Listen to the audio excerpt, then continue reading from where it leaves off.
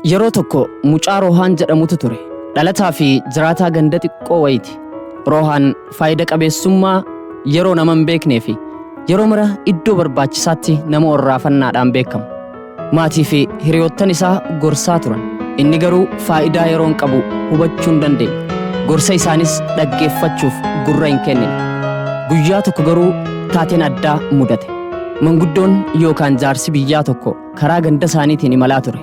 Maqaan jaarsa kanaa obbo Gubtaa jedhama.